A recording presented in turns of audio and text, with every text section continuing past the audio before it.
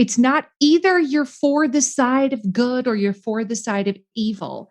All humans are fallible. All humans make mistakes. What a good leader does is have the humility to admit the mistake, have the humility to say, I made a mistake and here is what I am doing to correct it. Here is why I realized a mistake was made. Here is why I will not be making that mistake in the future. We need to get better as a nation at tolerating our leaders changing their minds about things. We really hammer people who change their minds about something. We view it as a moral failing if somebody used to say this and now they say, they used to say X and now they say Y. Well, what kind of a flip flopper are you? When in reality, what kind of a narcissist are you to think that the opinion you held 25 years ago doesn't need to be re-examined?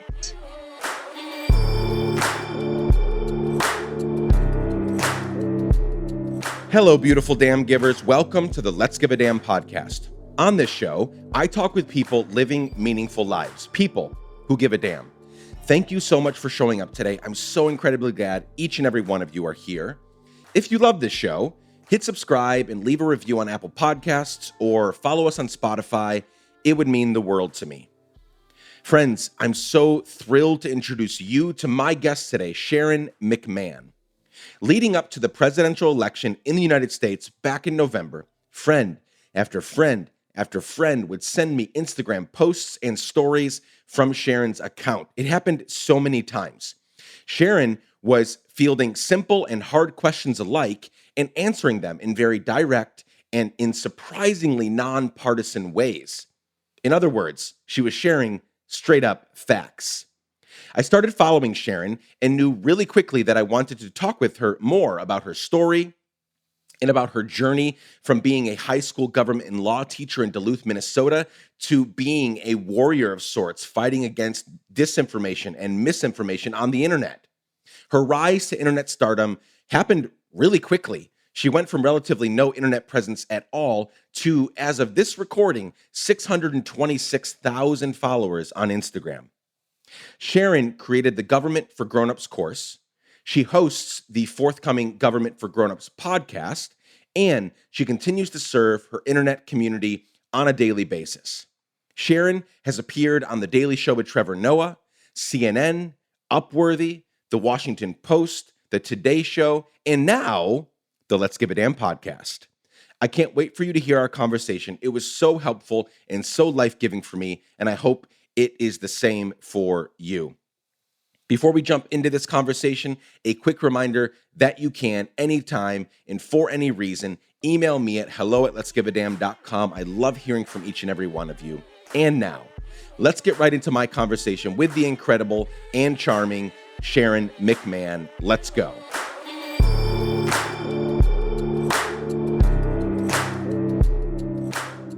Sharon, welcome again to the podcast. I'll explain to everyone what that means here in a second because I want to, not that they need to know, but I want them to know how amazing you are for doing this twice, really, just to get the one conversation out. But welcome to the podcast again. Thank you. Thanks for inviting me. Happy to do it.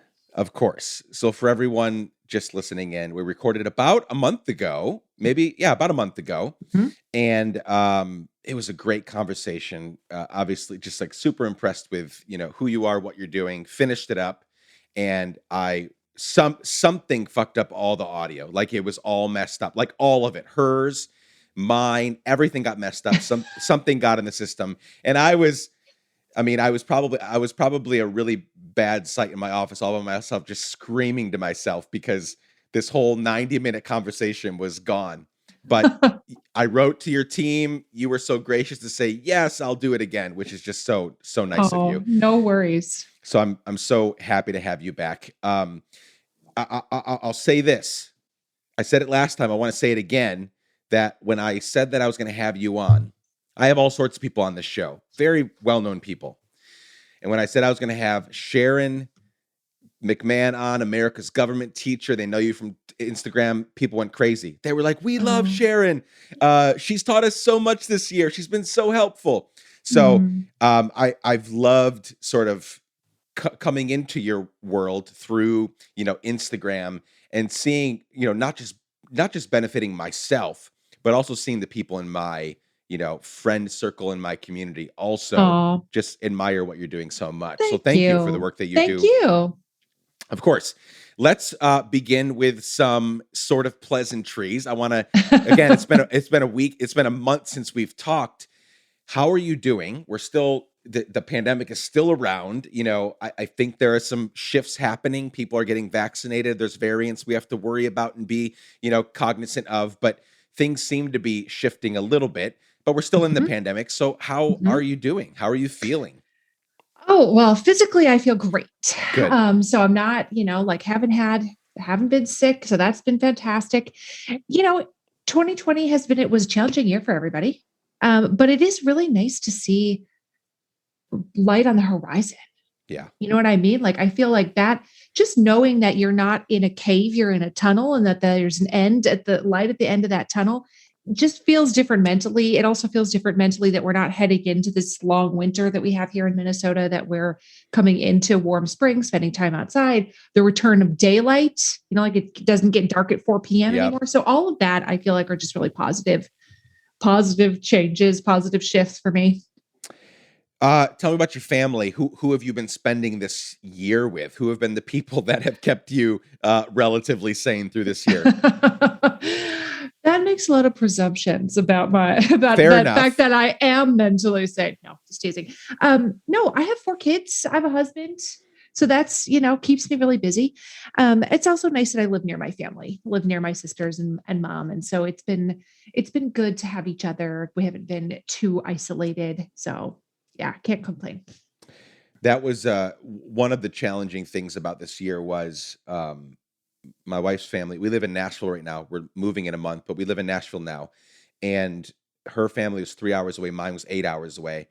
And the family 8 hours away, love them to pieces. It's my family, but many of them weren't taking the pandemic as seriously as we were. Um, Mhm. and so, all that to say, it's been coming up on a full year since we've seen them. And it's been Mm. tough because, like, super close to them, love them to pieces. They're amazing.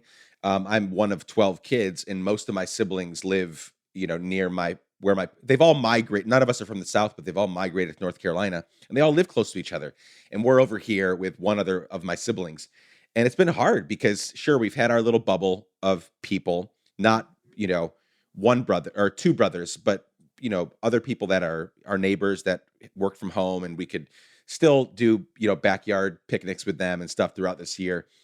But it's been hard not being around family as much because Mhm. that's a whole different thing, right? Like, Yeah, cool, it's good to have friends and neighbors and community, but if you have not everybody has a good relationship with their parents and right. siblings, but if you do, you want to be near them, you want to see them Yeah, more than once a year. once a So year. Yeah. yeah, so I'm glad you got more of that than I did, and hopefully we're turning a corner, and we can start visiting more of them more often. Yes. And you're in, Yes. if I remember correctly, Duluth, Minnesota. Duluth, Minnesota. Yes.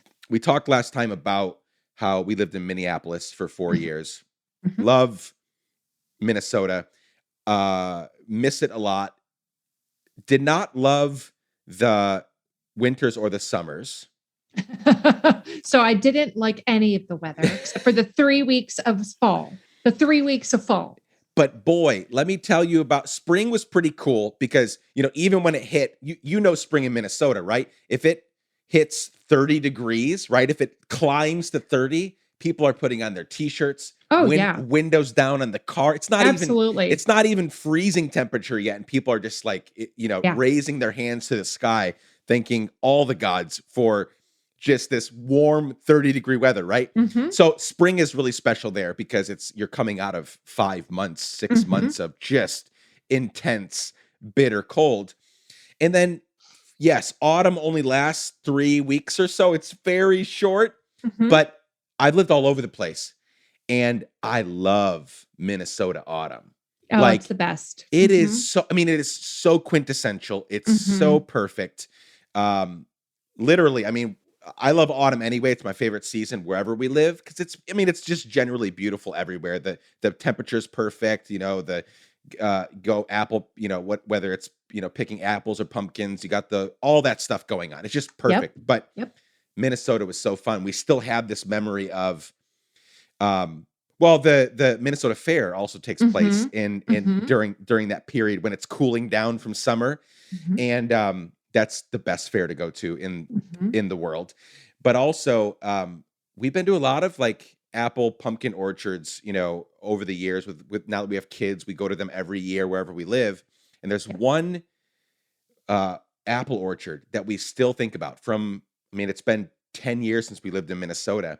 And we still like all of our memories when we think about perfect autumn day, it's back to Mhm. that orchard. So Oh, we've just got like yes. really good, fond memories. But I think it even gets colder. You guys even get it worse than Minneapolis, Yeah, like the because cold. I live right up by Lake Superior, which is, you know, uh, 3 quadrillion gallons of water that barely ever makes it above 40 degrees. So when you are blowing breeze off of a 40-degree lake, it keeps it nice and chilly. It's naturally air conditioned in the summertime. So yeah, so what is like the top temperature in the summer? Because summer in Minneapolis was always it was hard because it got fairly hot and but it didn't get hot enough for all the houses to have air conditioning or like No, working air conditioning, right? no. So we had to, I mean, every house we lived in, I think during our 4 years there, we moved 4 times in 4 years because we're ridiculous. But every house we had to have window units in, Mhm. and that was terrible because Mhm. there's always parts of the house and parts of each room that didn't get cool ever, Yep. you know? Yep. So what is like the top temp, the kind of like top temperature in the summer there? I mean, there is always a week or two where it's like 90 degrees, Yeah. 85, 90 degrees. And those are, like the miserable 2 weeks of the year. And most houses here are older, built, turn of the century into the 40s. So most of the houses where I live do not have central air conditioning. So you would need like a central, or you'd need like a window unit or one of those wall units, and you just kind of sleep in front of it for 2 weeks a year, or you hurl yourself into Lake Superior, which Yeah. is also freezing. Yes. Yes. So, yeah, people don't realize that this is not actually the Arctic, that it does get very hot and humid here in the summer for periods of time. But most of the summer, it's like 75. And, it's just very pleasant and beautiful on the North Shore of Lake Superior in the summertime.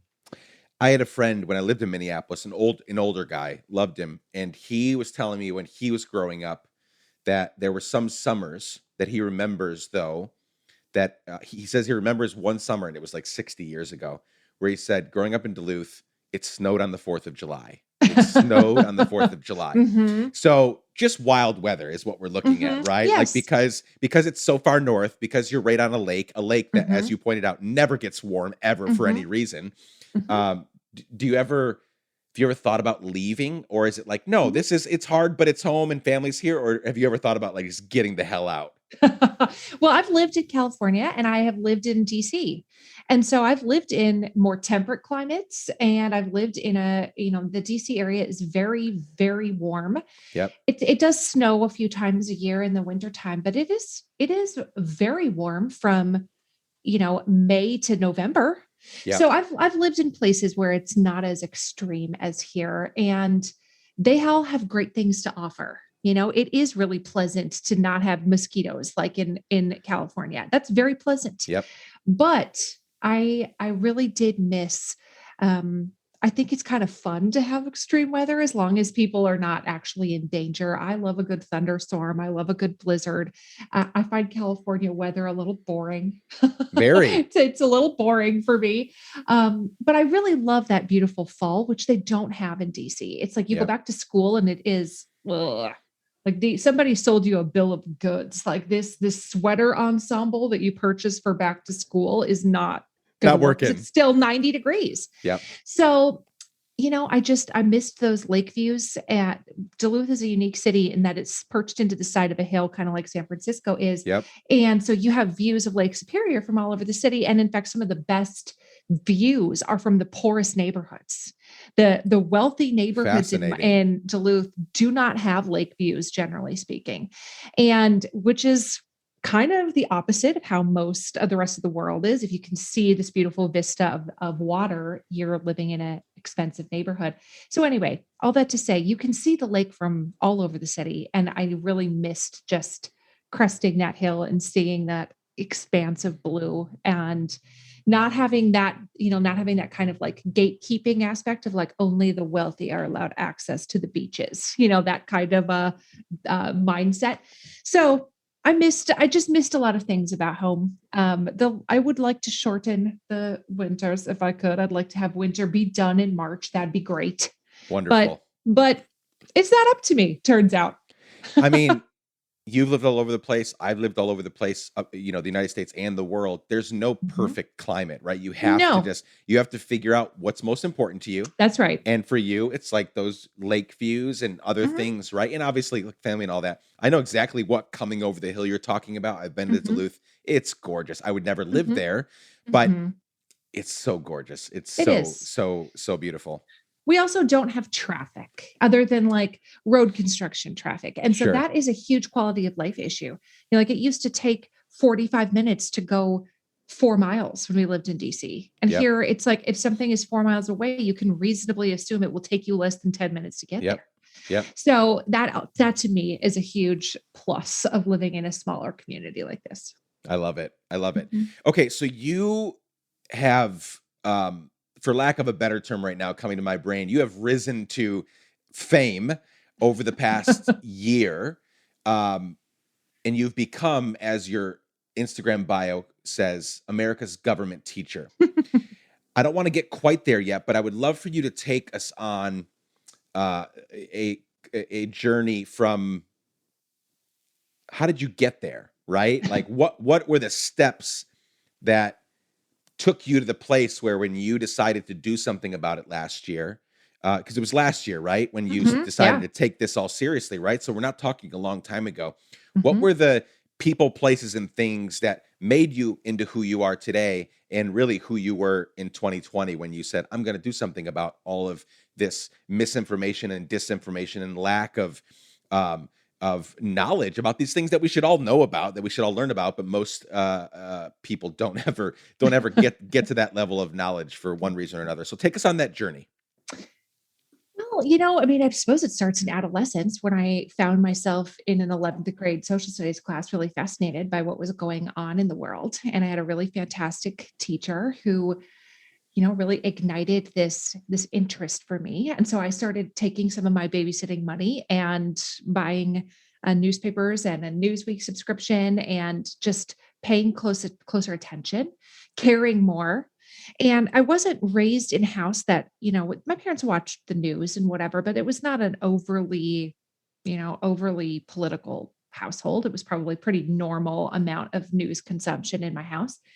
But for whatever reason, I just found it incredibly fascinating. So I went on to become a government teacher, high school government and law teacher. Spent a long time doing that again in California and out in the DC area, Twin Cities area. And so throughout all of my time doing that, of course, I got married to somebody who has a PhD in political science. And so that was, like that idea that iron sharpens iron. When you're around it on a daily basis, it Yep. really keeps your skills sharp. When you have somebody in your household who can actually intellectually challenge you, it makes you want to rise to that occasion. Your choices are either to just be like, "Listen, I know nothing. That's all on you," or you're going to have to bring yourself up to their level.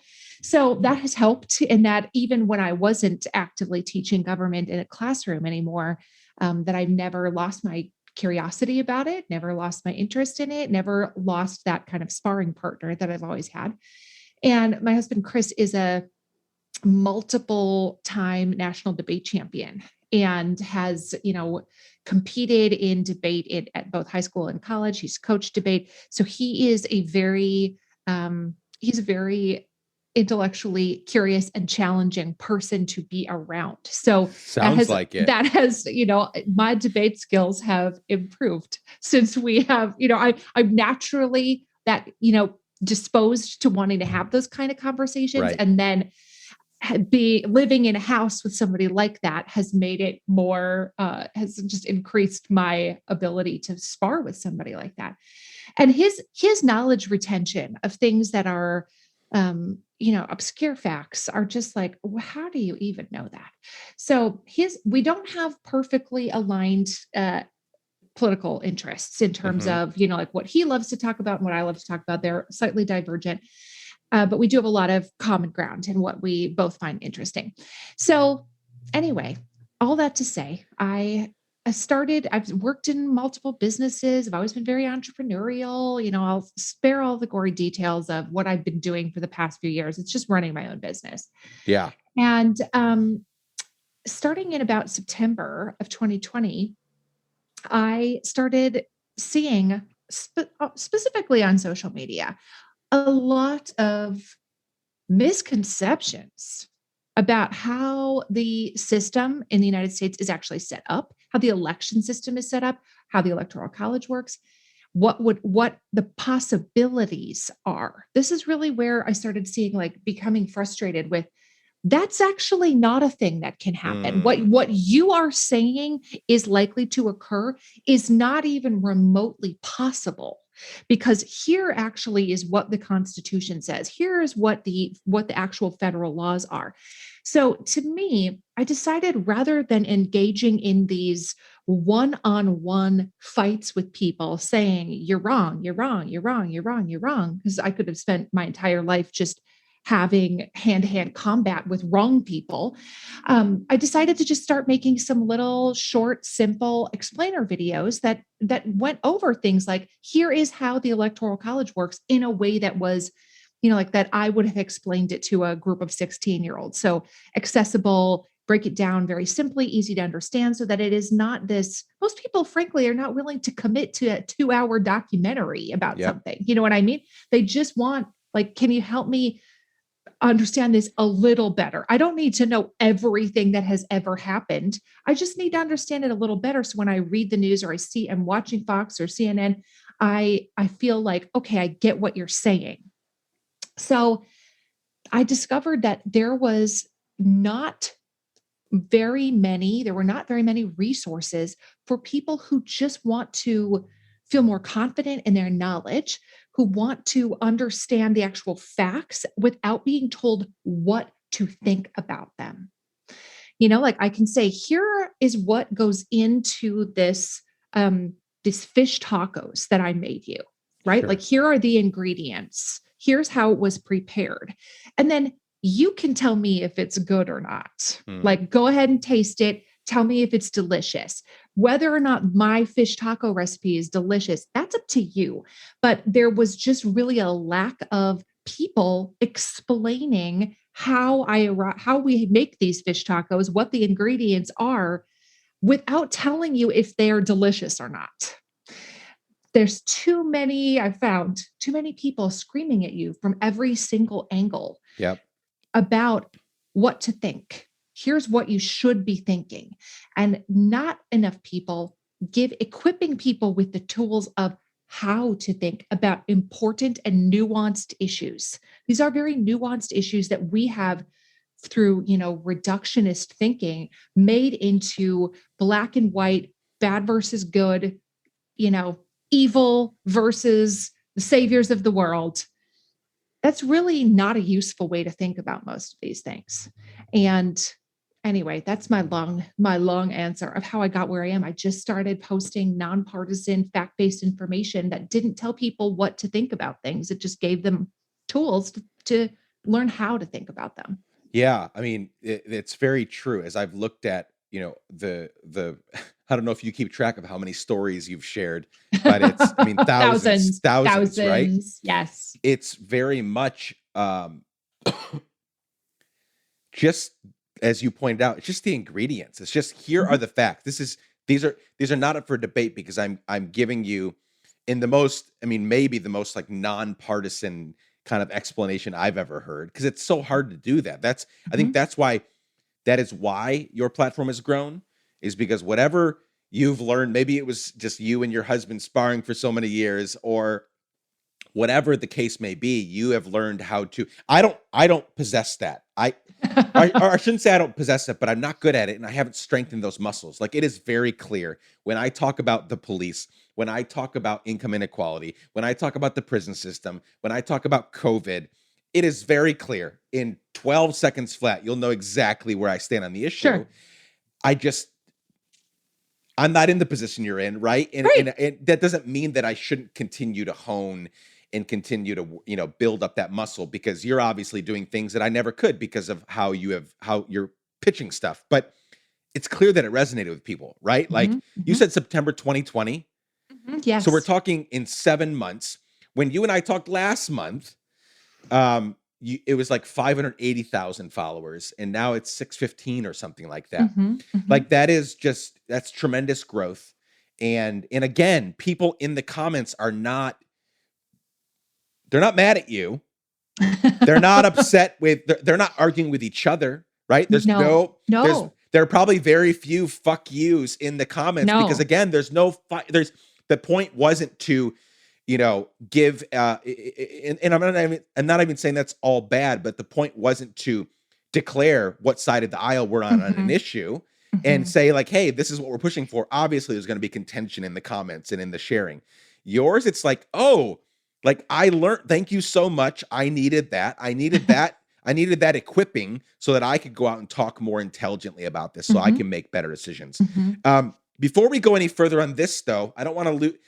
I was fascinated by you sharing a little more in this conversation about your husband, and his sort of expertise and stuff. So let me go back there for a second. Mhm. Couple practical things and a couple that'll really apply to what we're talking about. One is, talk to me about how long have you been married? 20 years. 20 years. Mhm, 20 years of sparring, mhm, 20 years mhm. of dialogue, 20 years of going back and forth. How how deep does the debating and the conversation run through like every part? Like, because there's different parts of marriage. There's like the really important heavy stuff, right? And Mhm. then there's, where should we go for dinner? And then there's, this is just a difference of opinion. We shouldn't even be fighting about this. There's all these different dynamics. So how does that like play out? And I had another fascinating conversation with, so I had a conversation with Annie Lowry. She's an economist, writes for The Atlantic. She's amazing. And then I had a conversation with, well, I want to have a conversation at some point with Ezra Klein, her husband, Mhm, her partner. mhm, Both of them are really smart. Like when you were mhm. talking about your husband, I was like, oh, this is a similar, I'm sure there's some similarities here. Like I asked when I was talking to Annie, like, what do you guys talk about at home? Because Ezra's spooky smart. He knows a little bit about everything, and he has Mhm. just a great podcast. And Annie's really deeply smart, on the economy and otherwise. And so, talk to me about the dynamic in your marriage, because I think there's probably in ways in which your 20 years of marriage, not just your own personal bent toward learning and wanting clarity in all those things, but also the sparring with your partner, that you have sharpened each other again to the point where you were prepared to do Mhm, what you're now doing, mhm. right? Yeah. It's a little bit like, I say that what I'm doing right now is a little bit like, being told that you are representing your country in the surprise Olympics. And you don't necessarily you had no idea the Olympics were coming, Right. but you realize that you actually have been training for this moment your entire life. So, um, one of the things that is maybe unique to our relationship is that we do, like when we have a difference of opinion about something like politics, there's no animosity attached to that. We can have Mm, a very heated argument about, how he feels about X issue and how I feel about Y issue. And at the end of the conversation, it doesn't feel personal to us. Like we do have personal fights, but when we're sparring about something related to politics, at no time am I like, this guy is a loser and I hate the way he thinks about this. It's not personal to us. We can have a heated discussion without feeling angry afterwards. And, one of the interesting things about being a debater is that you have to be able to passionately argue both sides, because when you yeah. show up at the debate, you don't know which side you're going to get. You have to prepare for both. They're going to, Yep. coin toss who's going to argue which position. And so Chris is a master at that, sometimes maddeningly so, where Yeah. he is arguing with you because he enjoys arguing with you and not because he actually believes what he's saying. He absolutely does that. And sometimes it's maddening, especially to our children, where they know that's not what he thinks, but he's doing it because it's fun to him or because he wants to sharpen their own debate skills. And I remember talking to a friend recently where, um, we were talking about how one of our kids wanted to do something, and I had told them, "No, you can't do that." This is like pre-COVID, and he wanted to go to Minneapolis to go to a concert, and I was like, "No, you're not driving down there alone to go with your friend. No, you're not going." And Chris was like, "Well, what arguments did you use on mom?" And our son was like, "Well, this one and this one and this one." And he was like, "Well, maybe you need better arguments." And Hilarious. and so I was telling my friend this, and she's like, "So you're teaching your children how to argue with you? Like, what?" That idea that you teach your kids how to be better arguers is one that is not very commonly. Most of the time, parents want to have this authoritarian relationship where it's Yeah. like, I'm the parent, I say no, and that's my natural default, is to be like, "No, you're not going. It's all of our No, natural default. Yep. no, you're not doing that. That's ridiculous." Um, anyway, I do think ultimately it will be an incredible life skill for our children that they are being forced to come up with what are my best arguments for X. And by argument, I don't mean we have to fight about it. I just mean what positions give me the strongest, the most compelling evidence that I should be allowed to do this, or that this is the right way to think about something. What are my most compelling arguments for whatever the topic is at hand? So it's just, I think you might be. I mean, I don't want to take the conversation this way, but that might be a book that needs to be written by a joint venture, because I know, like, so I am like your husband. I have not won awards for arguing, but I'm really damn good at it, and I like doing it. I like doing it with as many people as possible. Not even like even when it's not that serious of a thing. Why? Because I feel like I'm getting sharp and I'm getting better at it. mhm. I'm It's a becoming skill. more. Mhm, It's a skill, and like mhm, any skill, which is a muscle sort of thing, you gotta pump iron if you want to be strong. If you want to be a good mhm, debater, a good arguer, you've got to practice it over and over mhm. and over again. That's right. It's very frustrating for and there's contention at certain points. But I think there's some. I've never thought about it this way with kids. Art. So yes, you rightly pointed out the default for parents is I said no. I'm the parent. Mhm, It's mhm. done. It's over with. So that's not the tactic we take in our home. I mean, I'm not saying we haven't done that, but we try to beat that down and don't use that. But we also don't teach them to argue well. We talk very like we treat our kids like the intelligent kids they are, Mhm. and we have conversations, but we're also not really teaching them how to argue their point, which will make you a better. If your kid comes to you and says, "Hey, I know I tried these arguments, but I really want to go to the concert. Let me try a couple more." Yeah. You're going to be a better mom after that is done, regardless of where it lands, if they try a couple better slash Mhm, different tactics. So I wonder if there's something here around like teaching your kids how to argue with you, mhm, but to do it well, because they're going to need to do that for in political conversations with their friends, to get that job raise that they deserve, that their bosses mhm. want to give them, to get some internship, fellowship, to Yep. start a project, whatever it is. Arguing Mhm. is a very important part of life. And it's not arguing like Right. screaming and name calling. Our Right. kids know that's just going to get this whole thing shut down. Like if you start in with the screaming and the name calling and whatever, like then the answer is 100% no. Right. Like goodbye. Because can you imagine any scenario in which you go into your teacher's classroom or your boss's office and start screaming and yelling, and the boss ends up the conversation being like, "This has been a good talk. I'm giving you a raise." That's not how that works. No. So when I say arguing, I don't mean screaming. I mean bringing your best positions, your best reasons forward and presenting them in a persuasive manner. That's what, a debate is. It's the art of persuading somebody with evidence.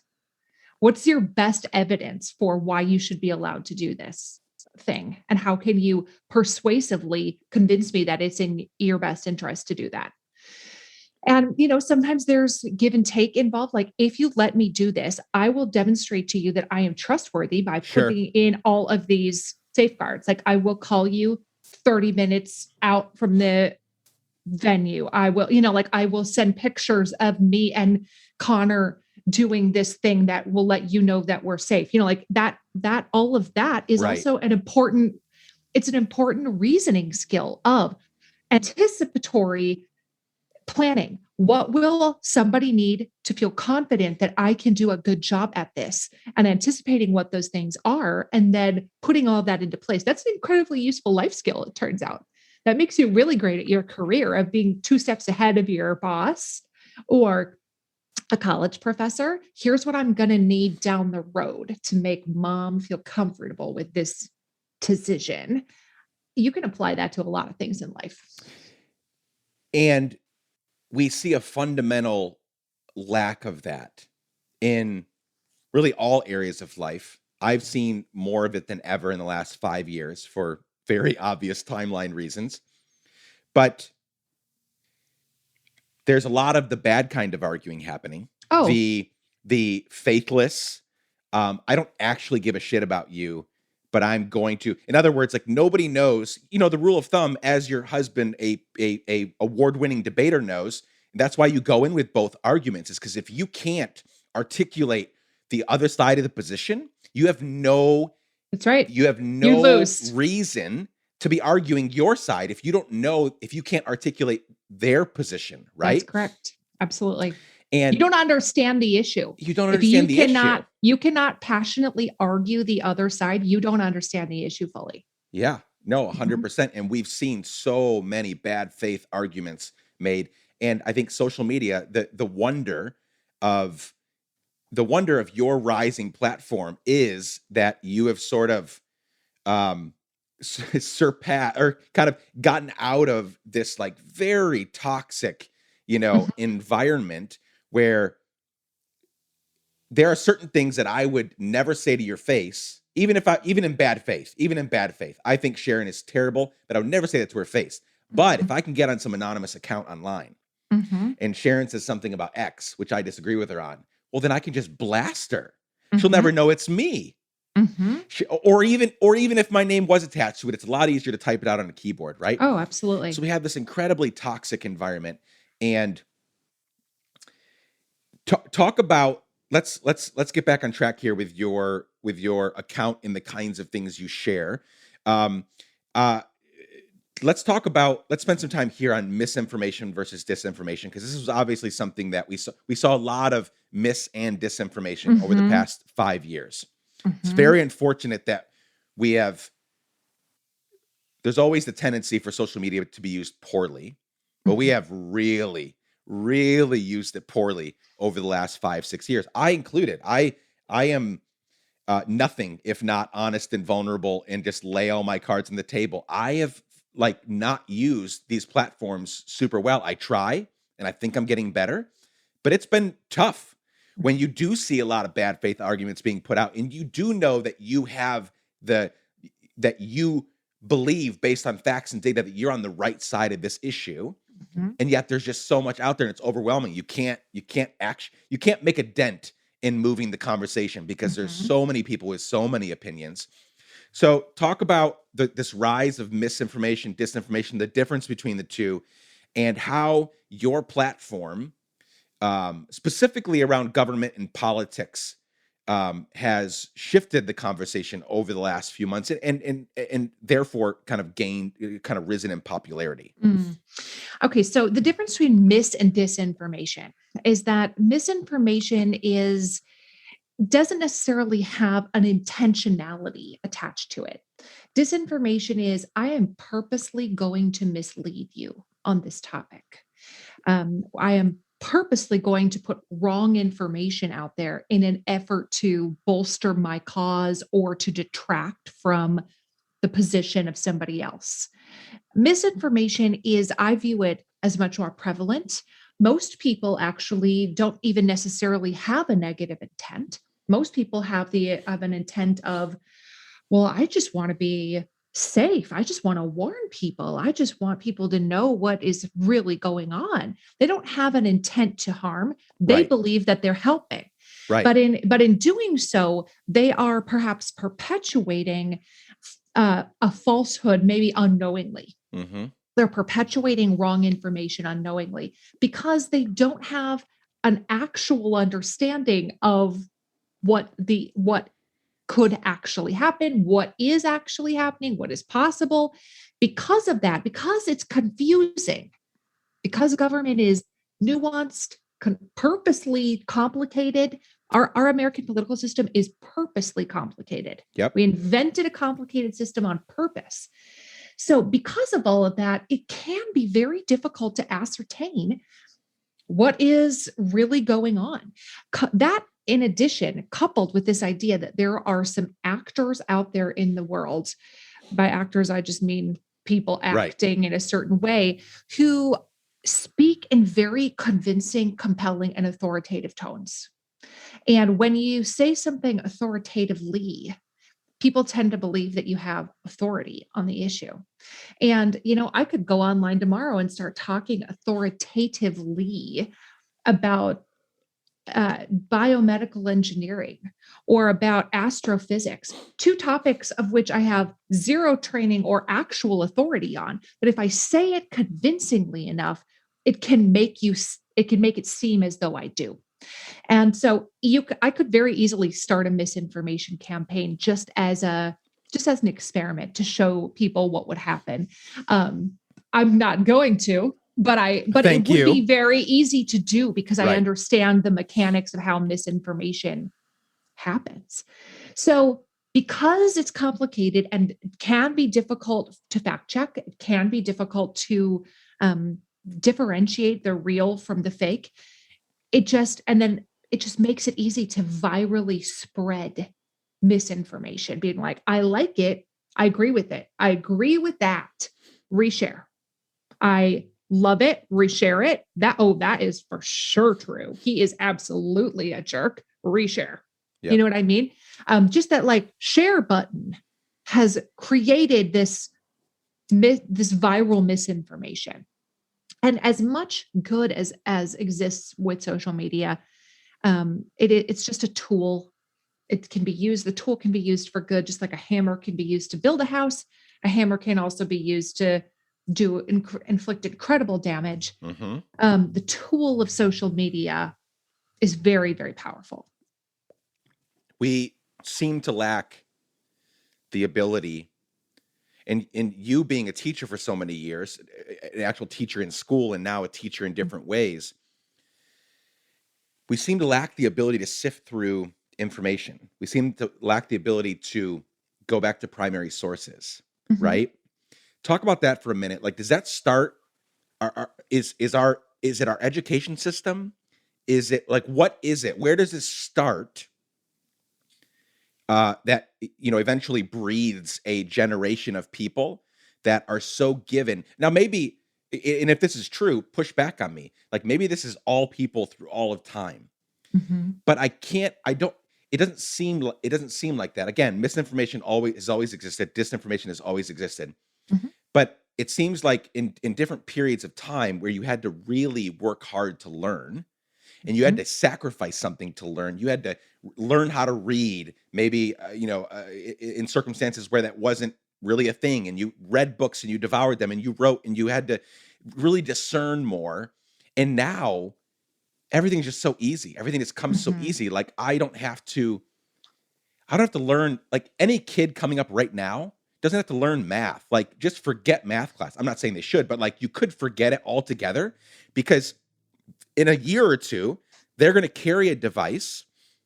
Even in their preteen years, these kids are getting phones, and it's all right there. Even if the calculator can't figure it out, they just Google it. What is 5 trillion times blah, blah, blah, blah? And boom, they've got the answer. No work needed. So it's becoming easier to be stupid, to be dumb, to be foolish. And you can get by still. You can build a business, you can build a life, not actually having the capacity to sift through information to get to the right stuff.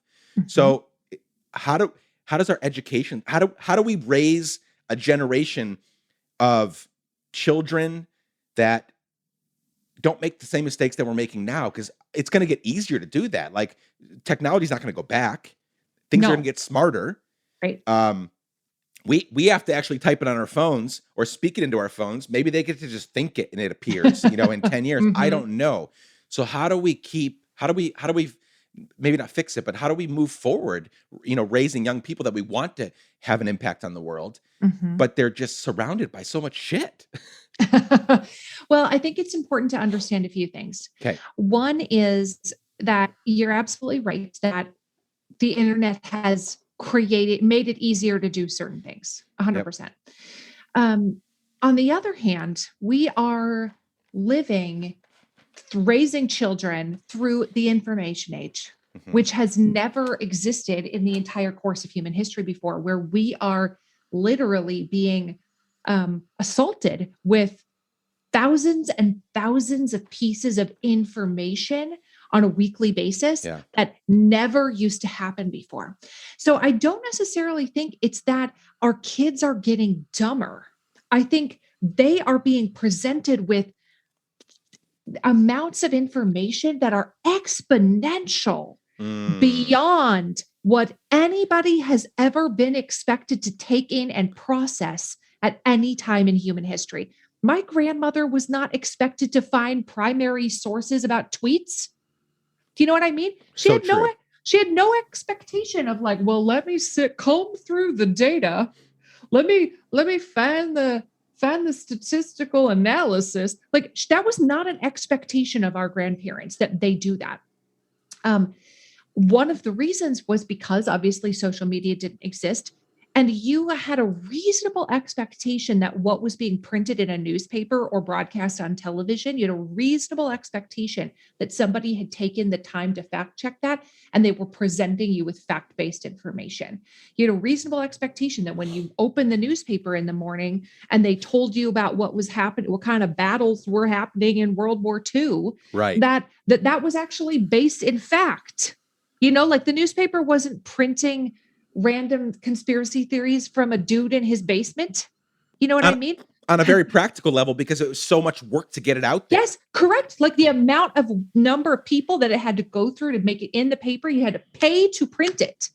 Like it had cost money to print it in that newspaper, and you had to pay to get it at your house. And now it is literally, misinformation is literally being beamed from space into our hands. That is Instantaneously. that is literally what is occurring. Being beamed from space, what I jokingly refer to as the space to face pipeline, There you go. I being like that. beamed from space into our hand and then into our face without even trying. Like Yeah. the notifications on your phone, like I'm not even trying to get the news and it's telling me what there is to know. So, because of that, it's not that our kids are getting dumber. It's not, at no time have humans been tasked with existing in a society in which we are expected to personally sift through thousands and thousands of pieces of information and ascertain the validity of that information on a weekly basis.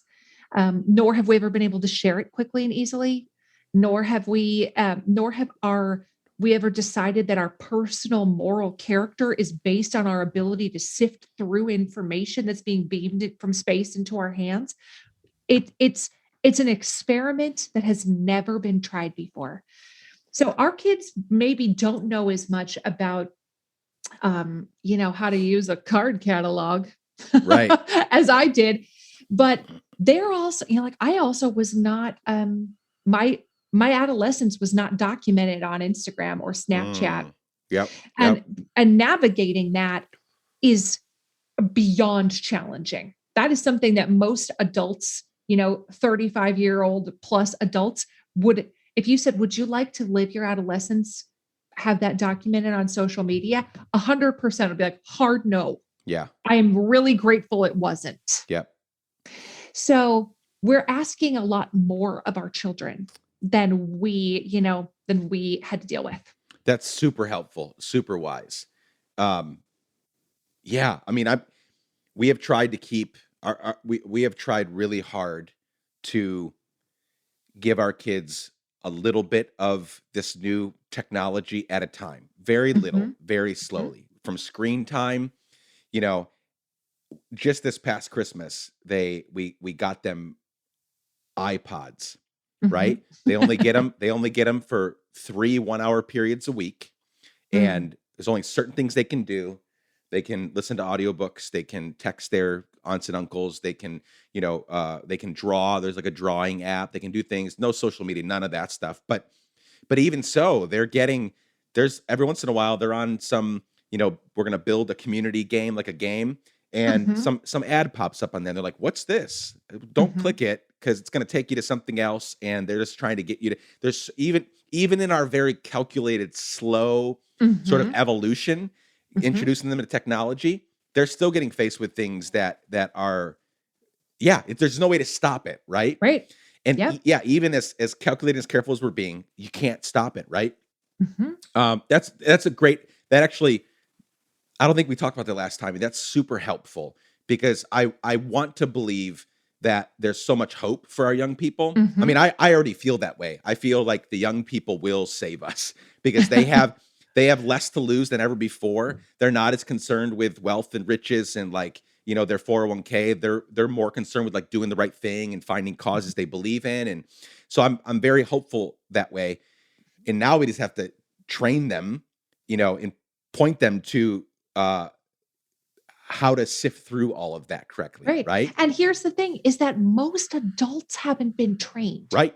That's the hard part. Most adults don't know how to do this. So it's really difficult to be like, okay, 12-year-old, here's how we locate primary sources. Like I have thousands of adults asking me on a weekly basis, how would I find this information? So if adults don't know it, what kind of, like we have no business being in a moral high ground. I'm not tagging you specifically. I'm just No, talking about yeah. adults in general. Yep. When we are the problem, Yep. we are literally the problem. Yeah, It's not kids our kids. It's us. they didn't share the disinformation and the No, misinformation throughout the election with the votes no. and the pandemic and COVID's a farce. That was all grown It's ass adults. adults. Adults are the problem today. So talk to me about it, and I want to move on from this, but I also don't just yet. We'll do that in a second. But like this notion of, if I hear "do your own research" one more time, my head might explode. Because really, what that means, anybody that says "do your own research," I have found what they mean is they're just out there looking for. I mean, it's just confirmation bias. They're just looking Yes. for. They're not looking for the truth. They're They're looking looking for for information to support their to already held beliefs. 100%. So Yes. how do you, as you're building this platform, how do you train? Maybe it's not even active training, but how do you point people in the direction of, don't talk that way? That here's a better way of approaching. Here's a better way of making sure that we're not speaking out of, shouting out of, arguing out of confirmation bias, but rather the truth. And how do you Mhm. find that in this day and age? Because there are so many adults that are spreading mis and disinformation. How do we, before we start going and telling our kids how to live, how do we make sure that we're not just searching for, things that confirm our bias, and we're actually Mhm. seeking for truth, even if it shoots down our argument? Mhm. Yeah, that it requires you to work on yourself. Yeah, And it requires you to acknowledge the fact that facts don't require my approval. It can be a fact even if I don't like it. sure. And that feels uncomfortable. That's human nature for that to feel uncomfortable. And so to acknowledge that it feels uncomfortable for me to say, I really do not like these facts at Mm, all. It's, therapists refer to it as distress tolerance. Distress tolerance is it's feeling uncomfortable feelings and tolerating their presence without trying to dissociate from them and without trying to run away from them. And Mm. a lot of times what people who get off in the weeds in a variety of ways, maybe it's addiction, maybe it's conspiracy theories, maybe it's like, how do you even believe the earth is flat? I don't know. What they actually have is an inability to tolerate any amount of distress. And that distress Wow. tolerance muscle needs to be strengthened, and it can be strengthened. You can work on building that distress tolerance feeling of, I do not like this. And yet I am bound by the physical limitations of this earth. Like we have physics, can't laws of physics. It is what it is. You know what I mean? Like I can't make myself not bound by the laws of gravity, even if I don't like it. So, practicing this idea of sitting with an uncomfortable feeling that you don't like, and this is true of a variety of things in your life. It can be related to politics. It can be related to hearing bad news about a family member. Whatever. Um, Not disassociating and running away from those negative feelings helps you become more objective. You can more easily like I feel like one of the things teaching and being married to Chris has taught me is a high level of distress tolerance that I Mm. can I can look at this and be like, I do not like that at all. And then just let it be that thing that I don't like. Wow. You know Yeah. what I mean? It doesn't mean that I don't try to create positive change in the world because I do. But when I read something that happened in a newspaper, let's say it's somebody that a politician that I really like. Let's say I feel like they're out there fighting a good fight. They're trying to Hmm. do what's right in the world. And I read something about them that I don't like. Instead of trying to say, well, it's wrong, it's a lie, whoever said that is garbage, they're just out to ruin them. I investigating whether or not that actually is the case, whether this thing really did happen, and then just sitting with this idea that, like, yeah, human beings are by nature imperfect and Yep. flawed, and sitting with that feeling of, I do not like those facts, but it Y- doesn't make it not a fact. One of the, again, I am politically left on, pretty much everything. But so I hit that Biden Harris, button as hard as I could, on election day. But this is Punched one of it. I literally like smashed it down as hard as I could. Been waiting 4 years for it. But so my side of the aisle, I mean, for 4 years, and rightly so, I'm not saying this is wrong, called our former president out on every allegation of sexual assault, every time there was, bad behavior that was revealed, and called him out on it, and rightly so. That man, in my humble opinion, should never have been president, let alone any type of leadership position. Oh, but then sexual allegations come out about the current president, right? And I think Biden is doing a much better job on a number of levels, right? But we can't, right? There's an uncomfortable thing. Mhm. These are allegations from real people. It takes a lot for survivors to speak up. I know this. I know many survivors. I've worked with them for years. So I believe them. Mhm. So what do we do with that? Do I ignore that and say, well, just because it's my guy, so I'm going to ignore that, right? Like we can't do that. This is where integrity comes in, right? This is where humility comes in to say two things can be true at once. Doing a better Yes. job, more people focused, we're getting shit done, 250 shots in arms in just over 100 days. It's amazing. Like we're getting shit done, and these things can be true. And at a certain point, accountability, needs to step in and maybe something needs to be done, right? But we can't say, well, it's not that big of a deal because it's my guy. Oh, but the Mhm. other guy, he needs to go to prison for, the rest of his life. Like that Mhm. is that is why we're in the mess we're in, is because we lack what you just described. We lack that. Like on Mhm. both all across the spectrum, from the highest levels of leadership all the way down. We lack this ability to be able to hold those things in tension. Mhm. Life is very, very rarely black and white. Mhm. It's mostly gray. There's so much nuance. I can be simultaneously a good husband, a good father, social activist, building all this stuff. And if some shit comes out about me, I want you believe it, especially if it's, if there's survivors, and like, I want you to take it seriously and not take it seriously just because you like me. You know what I'm saying? Like, that is such an Yeah. important part of getting in these conversations. And if there's an argument to win, winning it is not saying, well, that's not true because it's my guy or my girl or whatever, right? Yeah. The idea that it's not, it's a logical fallacy to say either this candidate is good or this candidate is good, or this candidate is wrong and this candidate is right. It's not an or. Things can be and. Both and, both and. Yes. I say it all the time. Yes. And Trump can do something wrong. And additionally, Biden can do something wrong. Yep. It's not either you're for the side of good or you're for the side of evil. All humans are fallible. All Yep. humans make mistakes. What a good leader does is have the humility to admit the mistake, have the humility to say, I made a mistake and here is what I am doing to correct it. Here is why I realized a mistake was made. Here is why I will not be making that mistake in the future. We need to get better as a nation at tolerating our leaders changing their minds about things. Oh, yes. We really hammer people who change their minds about something.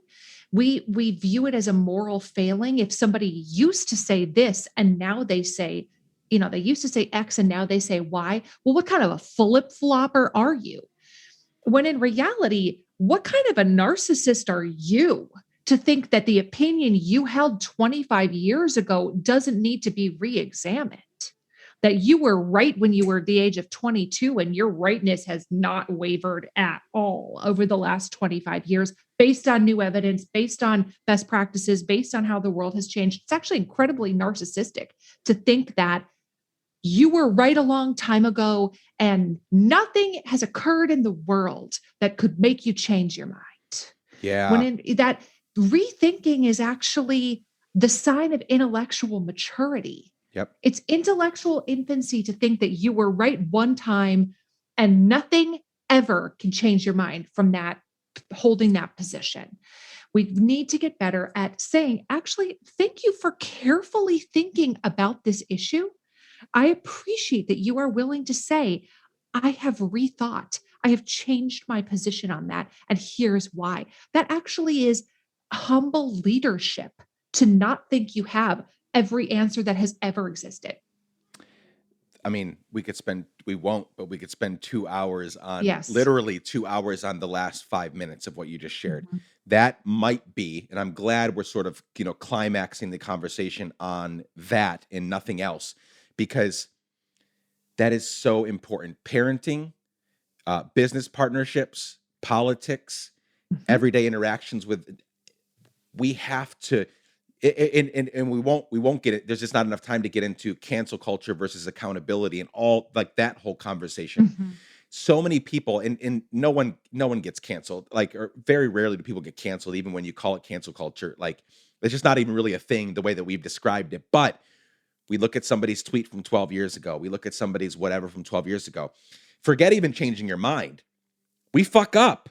We make mistakes. Humans make So mistakes. 12 years ago, I probably said stuff that I don't mean at all. And I'm so sorry I said a thing or did a thing 12 years ago. Mhm. And again, we need accountability. If somebody was hurt as a result of the thing I said or did 12 years ago, hold me accountable. But if it was something I said, like, Mhm. the Bible talks about the tongue being a fire, right? Like, it can give life and it can also take life. It can destroy.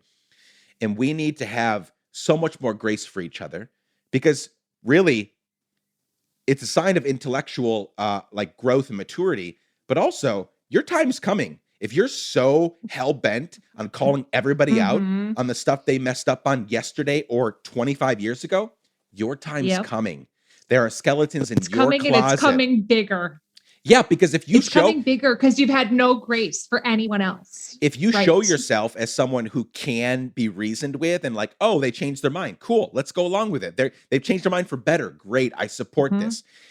If we do that, when our time comes, people will I think by and large treat us the same way. Like, oh, this is a very gracious person. Let's be gracious with them. Not everybody, Mhm. but if you're this stickler and you're not going to let it slide at all, that is going to end very poorly for you. Mhm. Um, okay, I want to be respectful of our time. We've got a couple minutes left. That was all super, super helpful. A lot of people that are listening have already know your work. So they already, yeah, aware of what you're doing and the way that you're helping people. I'll make sure that we send more people that way. Um, but I want to point out a couple different things. So you've built this platform, which is great in and of itself, and you're teaching people and helping people.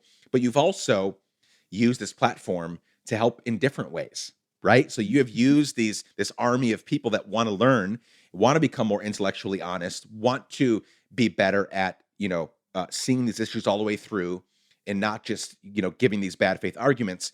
You've built this big audience, and now you're saying, hey, how can we help the world? Mhm. So how have you done that? I mean, there's been some really key ways that you've done that through different situations and circumstances and disasters that have happened last year. How have you enabled this army of people to do good in the world over the past few months? Mm.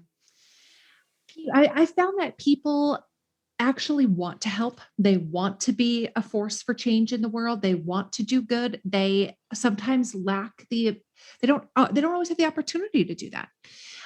It's difficult to spend a lot of your day like vetting opportunities and seeking out all these things. But if you're presented with a great opportunity to make a difference for somebody, my experience has been that the vast majority of people want to help Hmm. if they're just given the opportunity. So I've done a number of things. One is we've had a couple of really incredible Venmo challenges where we have sent to one to a family who really needed housing while their daughter was getting a bone marrow transplant. They didn't have the out of pocket money to be able to pay for housing near the hospital out of state where they were going to have to live for 3 months.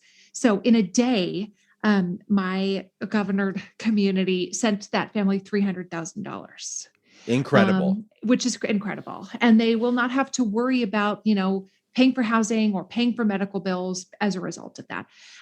We've done that for another person that I know who had, I'll spare you all the gory details for the sake of time, but also very, very difficult family circumstances, sent them $300,000 in a day. We decided just collectively as a community that we are going to raise money to relieve medical debt through an organization that buys it and forgives it, instead of buying it to collect on it.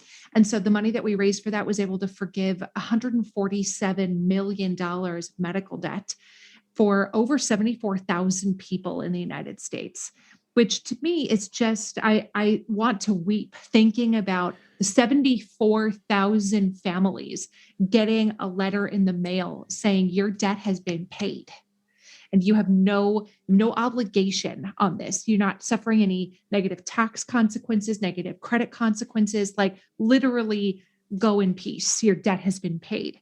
The idea of like 74,000 people getting those letters is just incredibly moving to me. So I won't talk ad nauseum, but those are just a few examples of things that when you present somebody with an opportunity to do good and they feel as though their small contribution can actually make a difference and you make it easy for them to make a difference, this is the incredible power of the tool social media.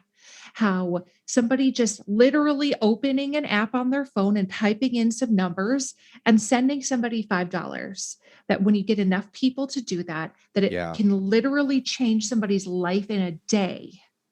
That is the incredible power of social media.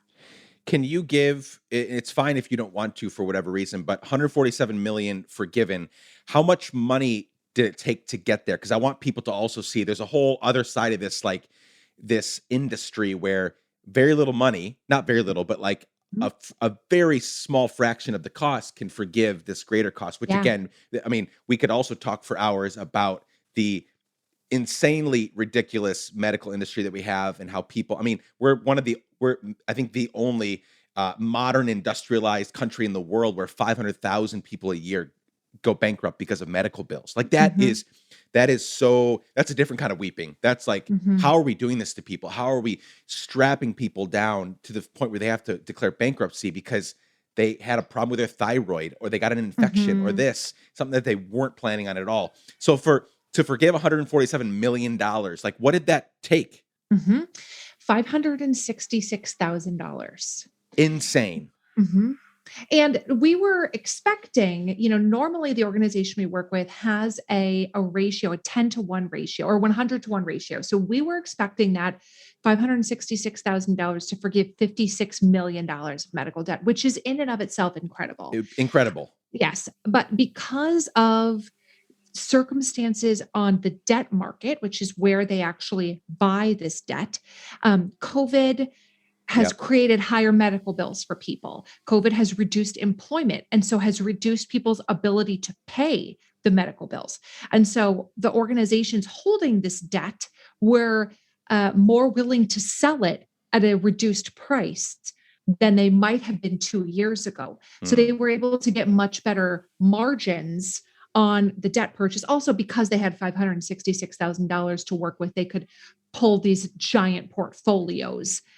If you say, "Hey, I have $100," you're not going to get the same. It's like Walmart's purchasing power. You know what I Right. mean? Like when you have a huge amount of money, you can say, "I will give you $500,000 for this $147 million Yep. portfolio." So then what the organization does is it takes them some time to actually, there's criteria for whose debt can be forgiven. The organization, it's called RIP Medical Debt. They have criteria of who can be forgiven. You have to be within a certain percentage of the poverty line. You have to have very little projected ability to actually pay the debt yourself, or the debt has to be 5% or greater of your total, income. So it's not just like a bunch of billionaires getting their debt forgiven. It's people who actually need the help with Right. debt relief. And so all that to say, they were able to go to the debt market, purchase these huge portfolios of debt, and then it takes them a while to actually send out in the Sure. mail 74,000 letters. But it is incredible to think about the fact that 2/3 of bankruptcies in the United States have medical debt involvement. 2/3 of them. It's wild. And I'm Mhm. so let's end on this note. I'm so grateful for you not just seeing the potential for, growing this platform and using it for good, you know, e- just sharing the posts that you do and answering the questions and, explaining these things. We didn't even get to, people can go look for themselves. We didn't get to, like, what are the kinds of things you've tackled, but you've tackled all these interesting issues that we collective humanity, we fight about all the time, and you're bringing clarity to it. But then going above and beyond and saying, hey, I'm going to use this community to also go the extra mile, provide housing, pay the medical debt. I'm just grateful for not just your knowledge, your ability to explain these things, but also your vision for what this could be. So Thank you. I'm rooting for you. I hope this Thank you. continues to grow for you. I hope this Thank you. continues to, be something that you get to do for, a long time to come, because I know that I need it. We all need it. Yeah, I'm just a fan. So Thank you. thank you for all you do. Thank you. My pleasure.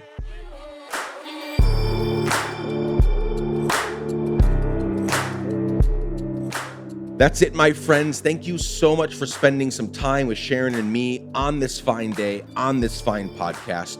To learn more about Sharon and all things Let's Give a Damn, visit SharonMcMahon.com. That's Sharon, McMahon.com, and Let'sGiveADamn.com. A sincere thanks to each and every one of you for showing up today. I'm grateful for you. Chad Snavely, Jess Collins, and the team at Sound On Studios made this episode. The music is by our friend Propaganda. And a final reminder that you can reach out to me anytime and for any reason at hello@letsgiveadamn.com. I love you all. Be safe. Keep giving a damn. Bye for now.